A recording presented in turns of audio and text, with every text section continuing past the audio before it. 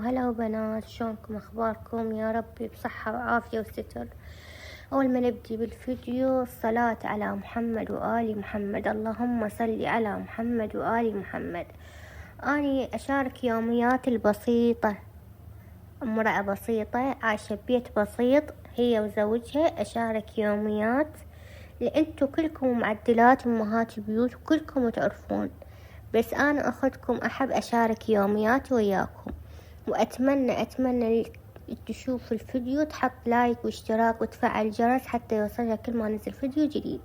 نجي لأكلتنا اليوم. هنا مقطع الباذنجان راح اقليه، وقلي بوتيتة على صفحة، وراح اقطع الفلفل والبصل شرائح واهم اقليهم لحد ما يحمرون ويدبلون شوية.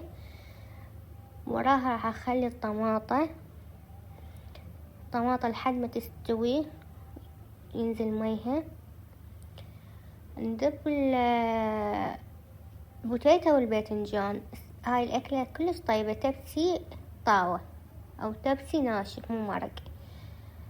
هنا خليت البوتيتا والباذنجان هم راح شوية اخليهم ينحمسون. اتمنى تكملون الفيديو للنهاية، راح اسولفكم قصة هذا الثواب اللي راح تشوفوه بالفيديو. اتمنى تعطون لايك واشتراك وتفعلون الجرس حبيباتي.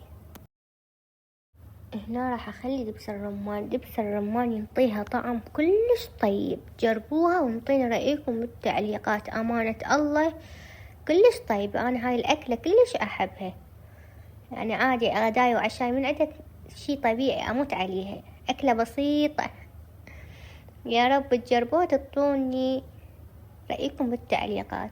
رأيكم كلش يهمني، واتمنى تشجعوني تعطوني لايك واشتراك حتى يصير عندي حماس او حافز اقوم انزلكم فيديوهات حلوة جديدة. اذا وصلتوا لهذا الفيديو او لهذا المقطع خلوا لايك واشتراك وفعلوا الجرس اذا ما مفعلينه. نجي اليوم لفقرتنا. هنا كملت العشاء والحمد لله والشكر. يا رب زيد وبارك هاي النعمة، يا رب اشبع كل جائع بحق شهيد كربلاء. هنا كملت العشاء، والمهم غسلت مواعين العشاء، اتصلت على الوالدة. هنا بدأت الاتصال وقالوا شلون شخبات من هاي السوالف.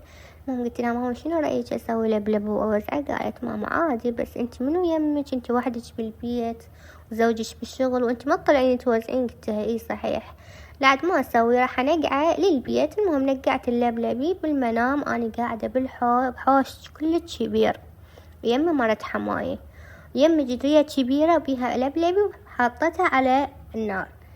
قالت مرت حماي هاي شنو؟ قلت لها والله ثواب راح اسويه واوزعه. قالت ها ما شاء الله، ايش وقت راح توزعيه؟ قلت لها ان شاء الله بالليل. اني كان متفقة انا والخطار اللي اجاني على غير شي، بس صار اجاني على مش شنو يوزعون هذا الثواب. صارت يعني صدفة، فالحمد لله والشكر سهل هذا الشي. وان شاء الله انا اسوي خبز العباس واسوي مجلس حسين واشاركه وياكم.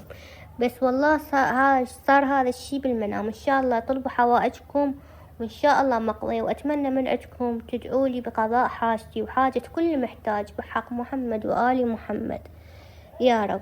كلكم بالتعليقات صلوا على محمد وآل محمد وطلبوا حاجتكم من الله واهل البيت، وان شاء الله تنقضي.